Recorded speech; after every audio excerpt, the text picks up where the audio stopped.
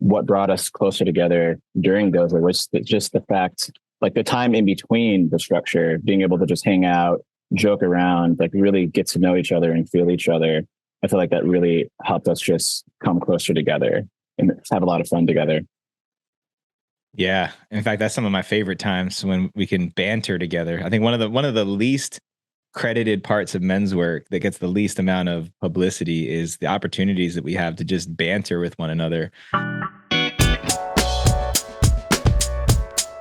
Man, oh man, Rising Man family, we got a special one today, a first time ever type of experience. We've got almost the whole of Team 6, one of our esteemed Fire Circle teams here. I wanted to bring them on the show today because they have some really valuable experience that I want to spotlight for the whole community. But since we've got 8 other men here, I'll just give you guys an opportunity. Go ahead and unmute yourselves and just say your name, say where you're located in the world currently, and how long you've been a part of the Fire Circles for.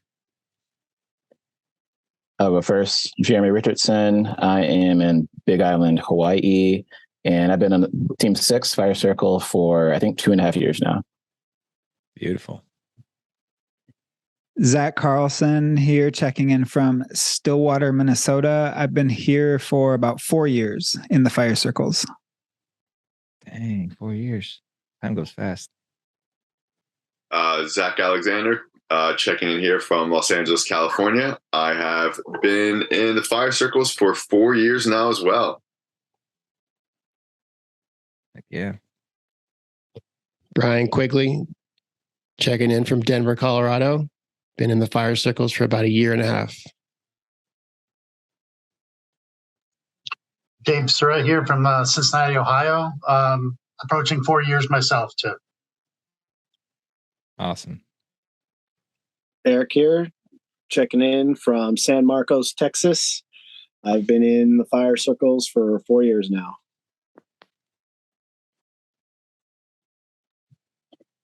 Nasser June Wolf Bear, Oakland, California. I've been on the Fire Circles for 2.5 years now. And Matt Cochran, checking in from Boulder, Utah. And I honestly can't remember, somewhere between 2 and 3 years. That's just a sign of age, Matt. Don't worry about that. We'll give you a pass on it. Thanks. Beautiful. And we'll just give an honorable mention to the one and only Phil Gomez, who wasn't able to be on the interview tonight, but he's been a part of Rising Man since the beginning. He is, I guess you could call him one of the founding members of Team 6, going all the way back to when we first started it up. I think it was him and Eric, I believe, the first couple, and Zach Alexander. That's right. So I'm just looking around at my screen for those of you who are listening to this, not watching, and I see Hawaii, I see Colorado, I see Utah, California ×2, I see Texas, Ohio. There's another California who's not here, and then Minnesota. And you might ask yourself, how is it that all these men are connected to one another? And as you'll find, more than just connected, these men are devoted and committed to each other. So let's start with that, because I heard 4 years, I heard 3 years, I heard 2 years.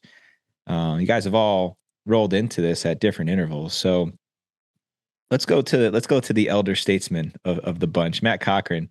What has allowed Team 6, this ragtag bunch here, to be able to accomplish what you've been able to accomplish as far as brotherhood, having been spread all over the United States? Well, it's interesting because I jumped in during when the pandemic first started. So at that point, I was more like geographically felt like staying at home. But since then, and through Rising Man, and not only Team 6, part of our brotherhood has developed over meeting one-on-one. Eric came to visit me like within, I think even before Fire Circle started. And I live like way out there, like the closest town is 28 miles away. And so I was really honored by that. And then other things. So there's been the bi-weekly meetings with Team 6, where obviously with any Fire Circle team, I feel like we just cut to the chase and talk about what truly matters. But then on top of that is the layering of physical, being in the physical together. And that has brought I think, a profound level of just understanding on a basic level. I mean, most of us did dojo together as well. So beyond the summit. Now, so let's open that up to anybody else who wants to respond. It seems like Team 6 was always pretty strong. I know that you guys, there's something special in the sauce that you guys have created, but it definitely got boosted to another level when most of you guys came out to dojo together. And I know that there was the one-on-one in-person connections that happened when some of you guys were traveling and other experiences like that. So let's talk about that. The first couple of in-person experiences. What did you notice happened to your team? Maybe we'll why don't we swing it over to Brian Quigley? Yeah, I think after dojo, we all definitely got a lot more closer together. And coming back to Colorado, I think we all rallied around actually getting together in the real space and continuing with the actual summit to where we could actually be together and in the spirit of Rising Man, do those activities and do it in a sacred space up in the mountains. So when that all came together, that was really amazing. And I think it's just continued to manifest into us just deepening our trust with each other and just opening up just different parts of ourselves where we might not have been really open in the beginning, at least my experience in the fire circles. But now it just seems like it's just taken on something special. Yeah. Go ahead, Jeremy. Yeah. After dojo specifically, or during dojo, one thing that came to mind just now is, on our bi-weekly calls, they're great. We drop in, we go deep. They're wonderful for connecting. But I think a big part of what brought us closer together during dojo was just the fact, like the time in between the structure, being able to just hang out, joke around, like really get to know each other and feel each other. I feel like that really helped us just come closer together and have a lot of fun together. Yeah. In fact, that's some of my favorite times when we can banter together. I think one of the least credited parts of men's work that gets the least amount of publicity is the opportunities that we have to just banter with one another. Like the silliness, the joking, the inside stuff that happens when guys are just being silly together in those interstitial moments, like you said, in between the serious work. I always like to say that we can't make it through all of this hard stuff if we can't learn to take ourselves less seriously and laugh at ourselves and each other. So yeah, I definitely witnessed that. It's really beautiful to see that at dojo. Now, before I kick it over to Eric, Zach Alexander, I know that you weren't able to make it out for dojo. So speaking from your experience of being, the odd man left out, so to speak, in that experience, what was that like for you? I mean, it was definitely upsetting that I wasn't in a place in my life where I could attend that, but like, I didn't feel any more disconnected from the men. I think that's just because I've been in this group for so long. Like, it was just me, Eric, Phil, and then Dave in the beginning. And so, and I had even like a pretty decent relationship with some of the men in this group, like even outside Rising Men. So, I was just like waiting for that opportunity through hell and high water to make sure I could come to the next event where it was in person. Yeah. And we'll talk about the team summit in a minute, but you made sure you got yourself out there to that one, right? Yeah. Awesome.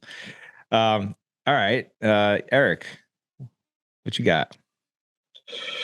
Yeah, Rising Man, joining the Fire Circle teams, like Rising Man brought me into a community that I didn't really have access to, and having been a part of Team 6 since the beginning, and joining other spaces, doing Compass and Dojo and Inferno, which is where I met Brian and Matt. I've just been committed to running around and meeting as many Rising Men as possible, not just Team 6, but a whole bunch of them. But I've been in spaces with Jeremy and Matt and Zach Carlson, and outside of Dojo and the Summit. And then I went on a road trip and met Matt Cochran and met up with another brother that I was in Inferno with. And then I had two guys left at one point, and I was like, well, geez, I'm just going to go on a road trip. And I drove out through the Midwest and stopped in St. Louis and met Zach Alexander in person. And then I drove right to Ohio and got to meet Dave again in person. And it's been really amazing. And then just having everybody at Dojo, that was like one of the most exciting parts too, as well, is because it was like there was a little cluster here and a little cluster there, and then all of a sudden it was the whole spectrum. And then the idea of doing the summit was just like, yeah, hell yeah, let's do some more. Yeah. Let's do it again, guys. Yeah, I love that you share that, man. It makes me think of something I always say when we're preparing our Compass groups. For those of you guys who don't know Compass, when we take group of men out there to solo fast in the wilderness for 4 days, and we spend 8 days together. But before that, there's 2 months of virtual calls, which much of the Fire Circle space is based on that online virtual Zoom call type of format. And I always let the Compass groups know that there's going to be this magical moment when the men that you've been getting to know on a screen for 2 months that are just a bunch of zeros and ones and pixels that are put together to produce an image actually become flesh and bone underneath your arms. There's something magical about that. And it's this funny world that we live in where we get to know each other through social media and Zoom calls and all these virtual technologies that are great and serve a purpose, but don't quite match what we're able to do in person. And I wanted to ask you, Zach Carlson, because you've been around for a long time here. You've watched the Fire Circles go through many iterations. What is that like? What was that like for you to go and have that first experience? I think it was probably Compass, where the pixelated faces on the screen became real bodies that you got to know. Yeah. The biggest thing for me is that I realize that when we're on these digital calls, I'm looking at your faces. And getting out into the desert, one of the biggest pleasures, the most meaningful thing for me was to look at something else together. And so we were looking out at the landscape together. We were sitting there looking up at the sky together, but we weren't face to face. I mean, I love all your faces, and it has been so special to me to be able to like say, oh, do you see that thing out there? And then to look at it like side by side. And that was very unexpected. And, you know, it goes along with another thing is that I love getting together in person and doing nothing together. Like when we're on a call, we're doing something, and it's, I mean, not even the banter, but just like hanging out in silence. Like there's something sacred about that for me as well. Yeah, it's like the slumber party vibe from being a kid, right? Just, you know, it's always fun to stay up and hang out with your friends, but there's something, at least I remember being a kid, and when I started sleeping over my friends' houses, there's something warm and comforting about being around friends and just, you know, sleeping, right? Just like sleeping on the ground nearby each other. There's something that, I don't know. Does anybody have something to speak to that? Because go ahead, Matt. Yeah, I mean, for me, a whole bunch of memories came through sleeping on the ground near the crowbar, you know, and so on. But there is something like Zach saying, not only looking out, but it's the bonding that happens between males doing physical activity together, whatever, one way or another. And so there's sort of this, to me, it's a wilder knowing of another man, because we're sort of used to working side by side sometimes. And like, for me, there's a real bond that comes from that cannot be had via the virtual world. And so you get to know a man by how he moves, by how he is beside you, by how you guys do a task together, by how you laugh, you know, all that, what you're looking at, all those things. So. Yeah. Yeah, I'll conjure up the spirit of Phil Gomez here for Team 6. Make sure we get him represented. Myself, let's see, who else was here this weekend? Myself, Eric was here, Jeremy was here, and Phil as well. We held an all men's ceremony this past weekend out here in Texas, and it was really beautiful. And one of the things that he acknowledged was just how good it feels to get to know men by doing hard work together, by doing projects together, and just having that task to accomplish and achieve, and something it's physical, that's real, and doing that work side by side, how enjoyable it is, how so much of the anxiety and all the insular feelings that I know I can experience as a man just seem to go away when we're doing those things together. So creating experiences like that for ourselves. And this is the question. I'll bring this one over to Nasser. The resistances that come up, because it's a lot of work to do something like you guys did, to schedule an event and have guys who are spread all over the country arrive in one shared space together. There's logistics, there's money to buy plane tickets, there are all types of things. So either just from your experience or what you noticed in other men, how did you guys overcome that resistance? Resistance has been part of the journey from the beginning. I remember you talking about like that moment of when you say yes to Compass, and that was my first entry point to Rising Man, was talking to you about Compass, and there were two men that I was supposed to fast with who were on Team 6, Eric and Zach Carlson initially, and I had resistance, and I didn't go the first time, even though I said yes, and I had shame, I had disappointment for that not going the way I wanted to go. Eventually I did fast, but the fact that I was able to be with the men, be with my resistance and still be accepted, made, I believe that you can't say yes to something unless you feel like you have the ability to say no to it. And once I saw that I could actually listen to my resistance and voice it, I felt safer, and I felt like, okay, I can say yes now. And it made it easier to ask for things that I needed when resistance showed up, because resistance isn't always just a no. Resistance can sometimes be a not in this way, but maybe in another way. And so for me, that meant when we were going to meet in person, I needed to talk about COVID safety precautions, which was something that I was anxious to talk about, because everything I saw out in the world was people just getting mad at each other, yelling at each other, judging each other, not listening to each other when it comes to those kind of conversations. And so for me, resistance or conflict, I've learned in Team 6 has been a super important thing to pay attention to and reveal, and not ignore or turn away from or hide from. And that going into it together has helped us become closer as a team. Yeah, I want to go a little bit deeper into that, because in my opinion, conflict is something that many people learn to avoid because it's uncomfortable, and it requires a confidence of character and a willingness to be in those uncomfortable moments that many of us don't have. And so I think that like you alluded to there, Nasser, that conflict actually creates an opportunity for deeper intimacy and connection. I wonder if there's any of you men that would like to speak to that, either your experience of it or how you've seen that help Team 6 grow.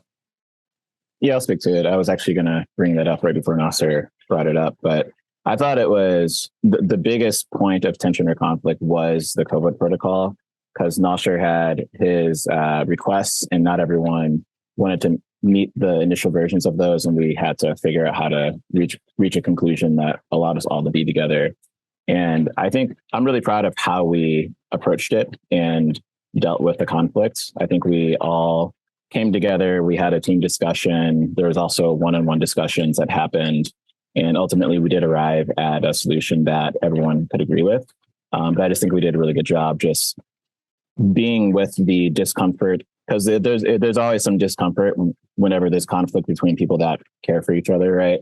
But I think we did a good job just holding that discomfort and just continuing to talk about it clearly with respect for each other until we got to a place where everyone felt safe. Mm-hmm. Yeah, I love that. Anyone else have something to chime in about that? Zach Alexander? Yeah, I think it wasn't just about conflict. It was also about compromise. I think each man had to look and understand certain things. Like, it's not like I'm on the opposite end of the spectrum with Nasser's COVID views, but like I differ. But it came from a point of like, I could understand, was I willing to compromise on something? Was I willing to say this because I could see the importance and how valid, it was for Nasser? And I was like, yeah. And I think some of us as men, we all had to kind of come in, some disagreed a little bit more. And we were like, are we willing to make a compromise with this for all of one another? Right. Mm-hmm. I think it was a real camaraderie, just allowing to really, even if we disagree with someone, to really respect where they're at and to compromise in a way that still felt we were aligned, but was acknowledging like this is really important to someone. Mm-hmm. Yeah, and it was pretty cool because I was, and for the most part, on the outside of that. I wasn't involved in any of that conversation you guys were having. You guys really handled it as a team. And what I thought was really cool was it was brilliant to see how you moved from everybody's individual concerns and voicing them to what are we all committed to as a team, and then how do we make that happen.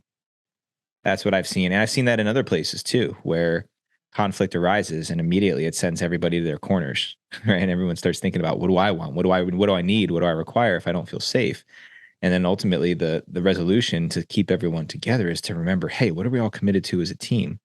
We want to make this summit happen. All right, what do we got to do to make sure that we can get Nasser there? What do we got to do to make sure that everybody can be there without feeling resentful, like they gave up something that doesn't feel good to them? And you guys figured it out. And I don't even have to ask. I know that it made you guys a stronger team.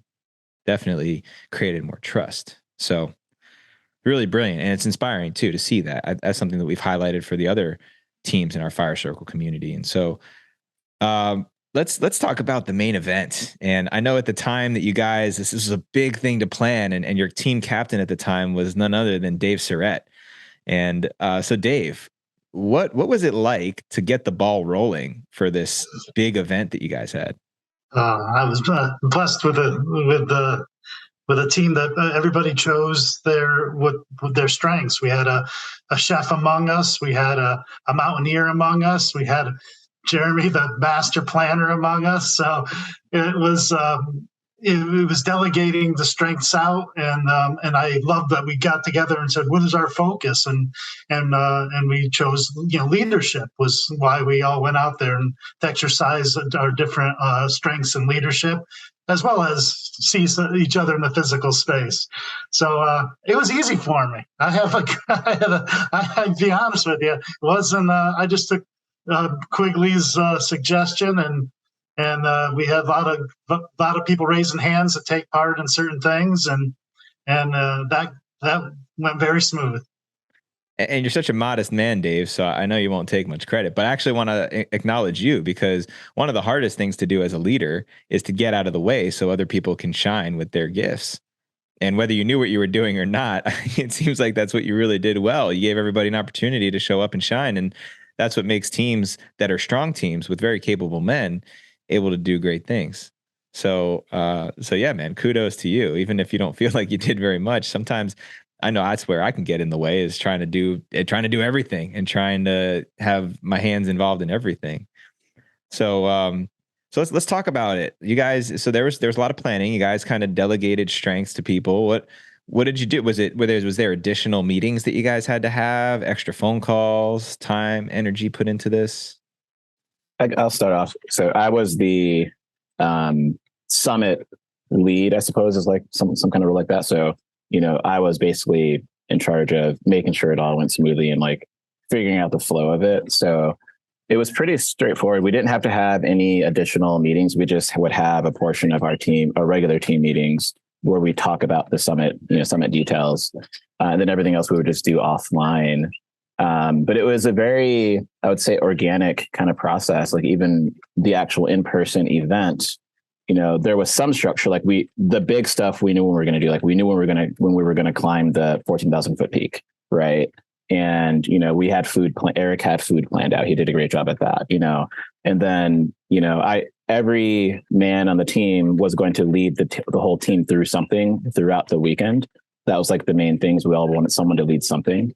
And so we had a general sense of when certain activities were going to happen, based on the overall flow. But there was also just a lot of room for the flow to unfold in of itself, where we were basically flexible throughout the weekend too, based on just what made the most sense and felt the best for the team overall. Go ahead, Eric. Yeah, outside of not really having to have any extra calls or anything, during the calls we would check in with each other and just see like, hey, how's your part going? And it's going well. Hey, I'm looking for, I asked Matt for some support with the menu, so I created the menu, shipped it over to him. He really liked the way it looked. And I do believe he offered to support me while we were in person. And we all, having our chain of chat buddies in line, we use those calls as well to support each other, to really make sure that everything really fell into place, and everybody, was there to help each other. And I don't really feel like there was much of a hiccup anywhere. It just went so well. Awesome. Go ahead, Matt. Yeah, man, it was seamless. I think Dave and Jeremy in particular made it really easy. And I learned at being at the summit, Dave's actually quite a pool shark. And so he's able to see all those patterns, and he handled us the same way. And Jeremy's really sort of, like he lives the transurfing sort of cavalier, and things just seem to work out in his presence. So I'm the sort of person that I usually don't jump into roles, but when an opportunity shows up, I'll jump in. And that's exactly what happened. I saw that Eric was going to do the cooking, and I wanted to be a part of that. So I helped him out in sous chef. And then, and then the part that I really loved is that we all brought in these teachings, like a passionate part of ourselves to share with the other men, like our own leadership. And so that was, and maybe we can talk more about that, but that was really crucial to all of us sort of being able to be in the spotlight and give something that's truly who we are. So, yeah. Well, and I think something to also mention is the summit, at least the preparation for the summit and maybe the summit itself, happened right as the last man on your team who hadn't been a team captain yet was in that role. So everyone had an opportunity to be a captain of this team, to lead this team, get some of that experience registered. And I think it's no coincidence that you guys all were stepping into leadership roles, because you've all had done that with each other before, specifically. I want to, well, first of all, I want to acknowledge that Dave Surratt was just outed as a pool shark live on the Rising Man podcast. So everybody just watch your pockets. I didn't know that. So I'm registering that in my memory for next time, Dave. I want to hear about the vision. I know that there is a mountaineer amongst you. I believe this took place in Colorado, if I'm not mistaken, correct? And I know Colorado is your home, Mr. Quigley. So talk to us about the vision. Tell us the epic tale of the summit, as though it were a movie trailer for those of us who weren't there.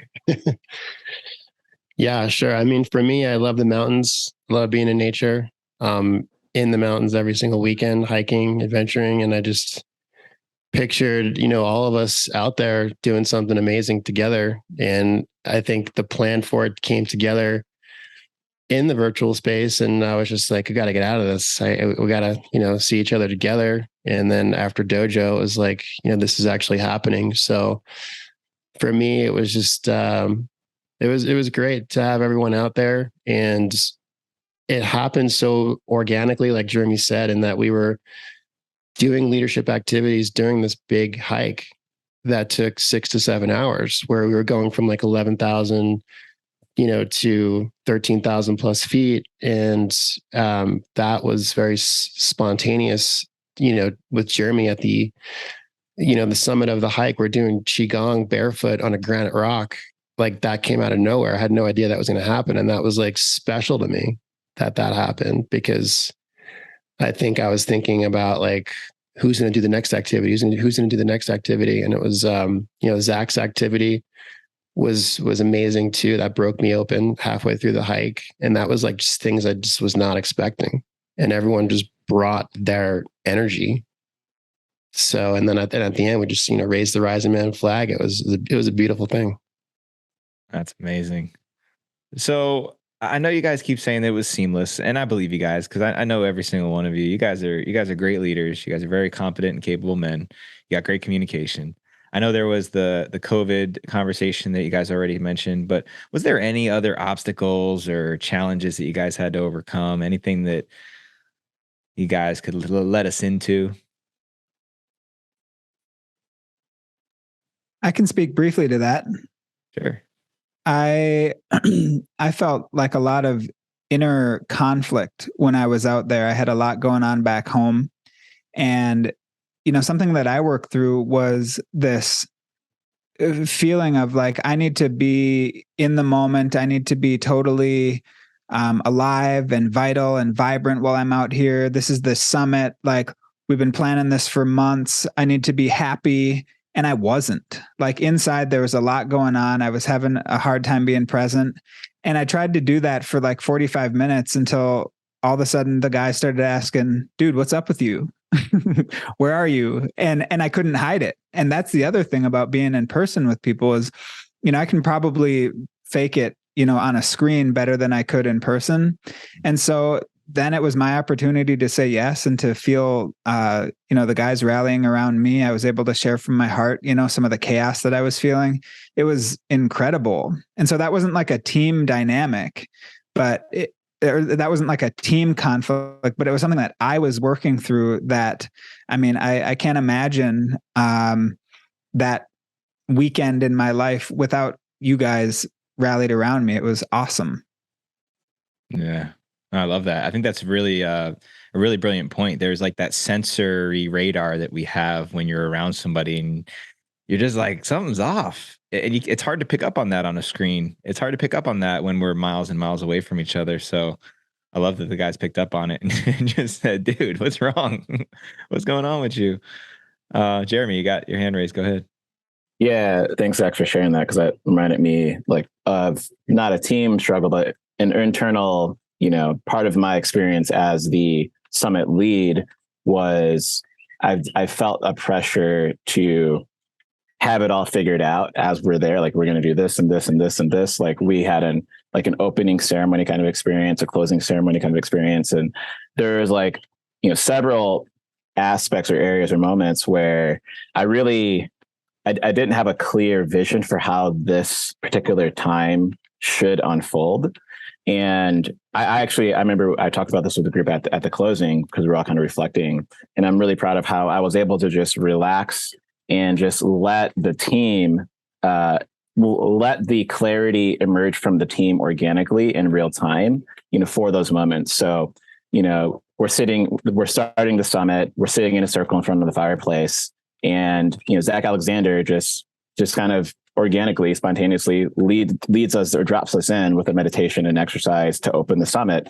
And it was like, I couldn't have planned that, and I didn't know what to do myself, but it just happened perfectly like that. And there are several moments like that. So it was a really great experience for me as a leader to lead by letting go and letting the team rise up, and lead itself.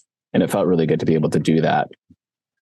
Yeah, I love that. To me, that's the difference between a cook and a chef. It's like a cook can follow a recipe. And when it comes to events and planning, if you've got an agenda and you got an itinerary, a cook will just follow it to the T, regardless of what actually shows up in the space. And when you're a chef, you work with what you got, and you take the temperature of the room, and you tap into all of your senses. So it sounds like that's what you guys were able to achieve, not being so attached to an agenda. And we talk about that when it comes to leadership, not being fixated on the result or the outcome, but really listening for what's needed in the moment.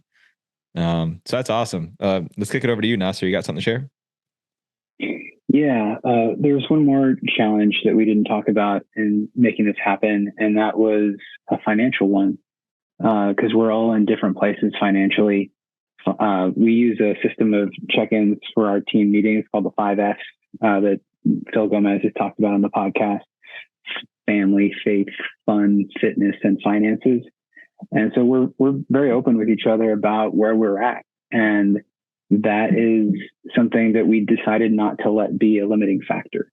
So, and that's a hard thing to do, because we are steeped in a culture that is classist in a way, in the sense that, your net worth reflects your personal worth, your worthiness as a person. And we decided as a group to not accept that, and to make sure that every man who wanted to be there could be there. I love that. Let's swing it over to Matt Cochran. Okay, this isn't a challenge, but I wanted to report on an otherworldly event that happened to us out at the summit. And the first morning, of course, right, dreams and so on. But the first morning, Ely and I were standing, I think, on the window, and he caught a glimpse of a fox right outside the place we were staying. So we went out on the deck, and we stared at this thing. I think it was Jeremy, Eric, and I at that point. And it's pretty rare to see it was a red fox, really beautiful. Almost had like the mascara and the ears, big bushy tail. And that was something enough. There was something that just really, the mystery was palpably there. Later that day, we went on a shorter hike to prepare for our longer hike, which was the following day.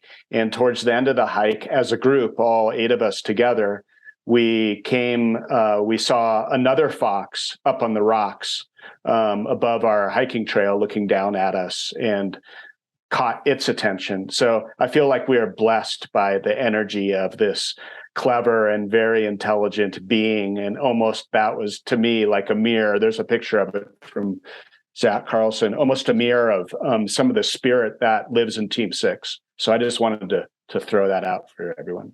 Wow, that is a sight. That's beautiful. I got one more part of the story that I want to capture before we swing it over to something a little lighter.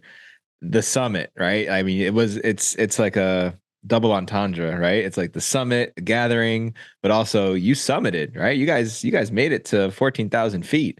Is there anybody who wants to briefly tell that story of getting to the top and making it happen?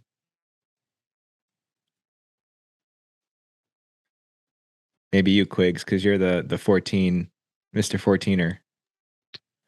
Yeah, I think it was set up perfectly because there was multiple lakes that we were hiking up to where, everyone's different physical levels in this group. So it wasn't like one person was going to feel left out, right? So we had multiple places where we would kind of stop, break, have activity, and then just kind of reconvene and go higher and go higher and go higher.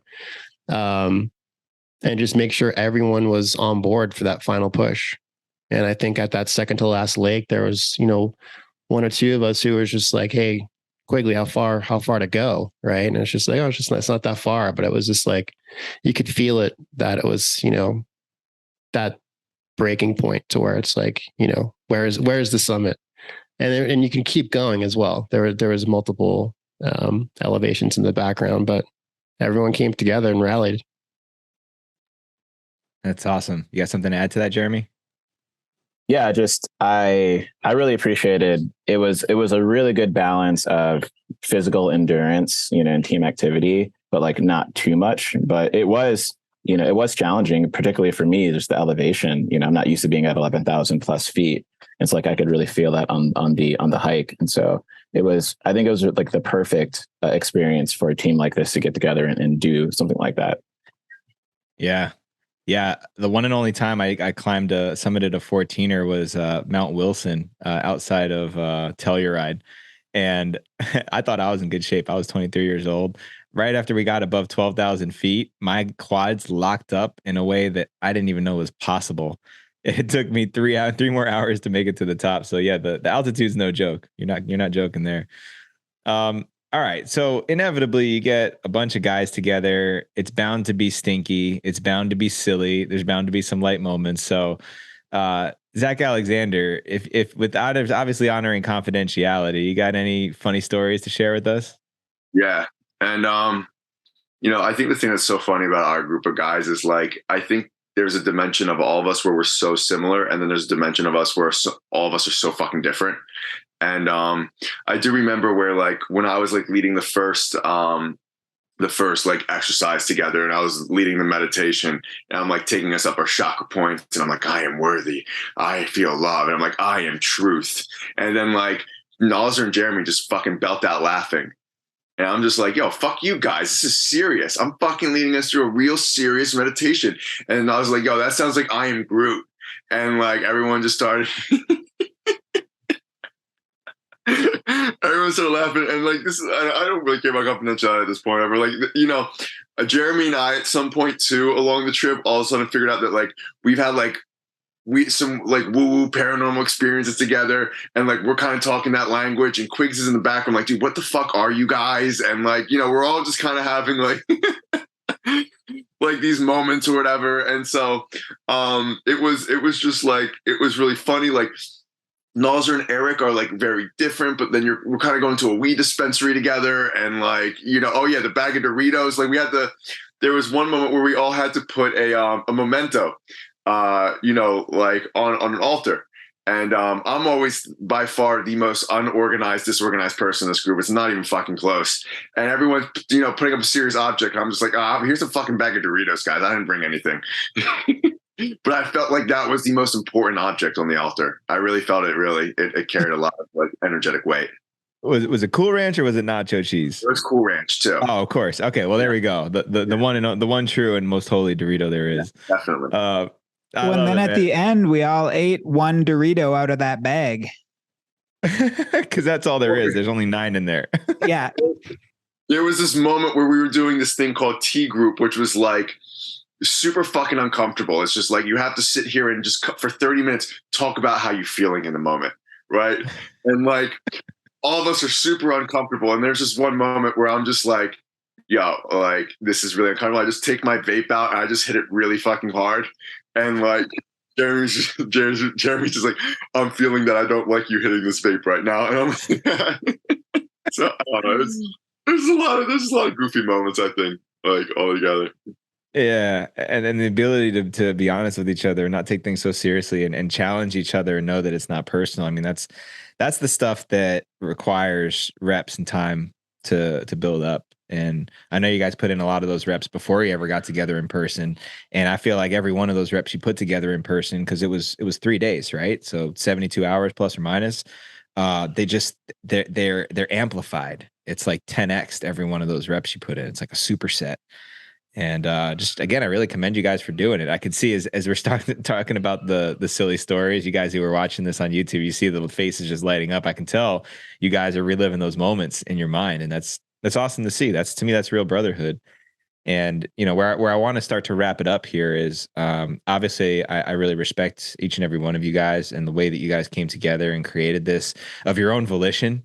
I mean, it's a challenge that I've thrown out there since we started the Fire Circles, and you guys picked up the gauntlet eventually and made it happen. And now you guys have set the bar higher. I can't tell you, every single other Fire Circle team is starting to have conversations at different stages about how do we do what Team 6 did. So I wanted to finish up by you guys having the opportunity to speak to the men out there, whether they're in the Rising Man community on a Fire Circle team, or if they're guys who are just out there in the brotherhood space, or even if they're just listening to the podcast and they haven't taken a step further than that. What would you have to say to them when you think about what you've gotten from this and what you would want for other men to get? This is the time for you guys to throw down the gauntlet. I can start. What comes up for me is embrace the discomfort. There's going to be resistance, conflict, challenges, inevitably there's going to be discomfort. And for me and for us, I think that the fact that we embrace that discomfort really just added to the richness of the experience and allowed us to grow and bond and connect and just have a lot of fun. Mm. Yeah, I want to say that for everyone out there, that camaraderie is possible. You have permission to go for it. And so why are you waiting?